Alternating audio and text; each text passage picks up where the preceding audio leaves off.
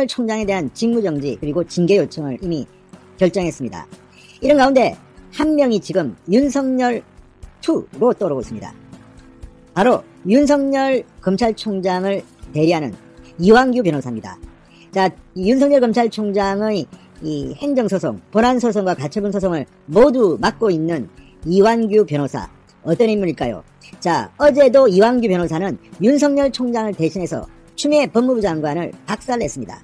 지금 추미애 법무부 장관이 윤석열 총장을 올가맬 게 없으니까 이 판사 불법 사찰 카드로 압박하고 있습니다. 지금 민주당에서는 이 문제로 윤석열을 수사해야 된다 이렇게 압박하고 있습니다.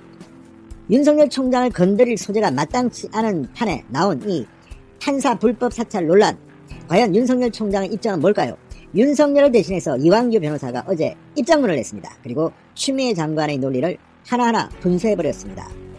자, 지금 이 조국 전 법무부 장관 재판부에 대한 판사 사찰 의혹을 받고 있습니다. 그러나 이 문제에 대해서 아주 일목요연하게 이완규 변호사는 추미애 장관의 논리를 부수고 있습니다. 재판부의 재판 진행 스타일 등은 재판의 원활한 수행을 위해 파악할 필요가 있다. 법관에 대한 정보 수집은 공소윤리를 위한 것이라는 입장을 확인했습니다. 자, 직권남용죄는 말도 아니라는 겁니다. 그러면서 중요한 한마디를 합니다. 서울고검의 공판 업무 매뉴얼에도 재판부별로 재판 방식에 편차가 있으므로 재판부별 특성을 파악해 적절히 대처해야 한다는 내용이 있다. 자, 이거는 사찰이 아니라 업무상 문건이라는 겁니다. 자, 검찰 매뉴얼에 있는 걸 갖다가 했는데 왜 추미애 네가 불법이라고 하느냐. 지금 추미애 장관은 이 문제로 대검에 수사까지를 했습니다. 윤석열을 망신주고 윤석열 기소 불기소 여부를 떠나서 지금 당장 시간 싸움을 하는 추미애로는 윤석열 본인을 수사하고 있다는 건을 하나 만든 겁니다. 이게 불법 사찰 의혹입니다. 그리고 이 건을 제보한 사람은 바로 심재철 검찰국장입니다. 추미애 법무부 장관의 최측근입니다.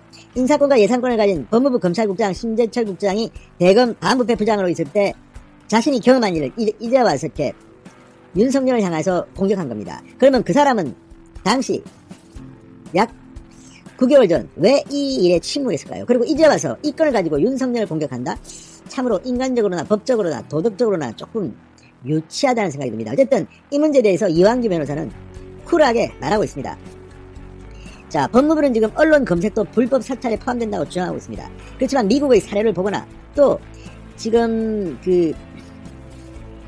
이 차한동 대법관의 아들 차호동 대구지검 검사가 이야기하는 사례들을 보면 이거는 지나치다는 생각이 듭니다. 미국에는 성격 이런 거 다 그대로 밝혀서 구글이 검색이 금방 됩니다. 그런데 이런 포탈 검색이나 이런 것까지도 지금 불법 사찰이라고 우기는 이유는 뭘까요? 이런 거라도 잡지 않으면 추미애 장관이 윤석열 총장을 올가맬 거리가 없기 때문이 아닐까 싶습니다. 자, 법무부는 해당 문건에 언론 등을 통해 공개된 자료가 아닌 것으로 보이는 개인정보들이 포함되어 있다. 그러면서 아주 여러가지 이유를 대고 있습니다. 그러나 이것은 검사 매뉴얼에 따른 것이라고 한방으로 정리한 겁니다. 자, 이 부정확한 보도나 불필요한 의혹 제기로 국민적 혼란이 있다. 정확한 사실관계를 밝히기 위해 증거로 제출된 문건을 일부 공개할 것이라고 입장을 윤 총장이 내자 이완규 변호사는 주요 특수 공안 사건 재판부 분석이라는 제목의 대검 내부 보고서 9쪽을 공개하기도 했습니다. 자, 이렇게 해서 지금 윤석열 총장 측의 문건 공개로 추미애 장관은 거의 격앙됐습니다.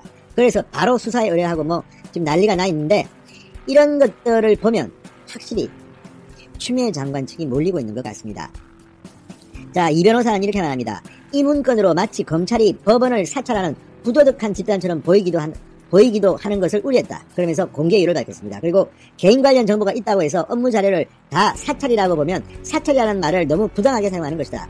사찰이라는 단어가 붙어서 프레임이 생긴다. 사찰이 전혀 아니라고 생각하는데 일반인의 상식적 판단에 맡겨보자는 생각이다. 그래서 문건을 공개했다는 겁니다. 자, 이 변호사는 또 지난 2월 법원과 검찰의 인사 직후 일회성으로 작성된 것이다. 대검의 지도 지원 업무에 필요한 참고 자료를 작성하는 것으로 직권남용죄는 성립하지 않는다고 말했습니다. 자,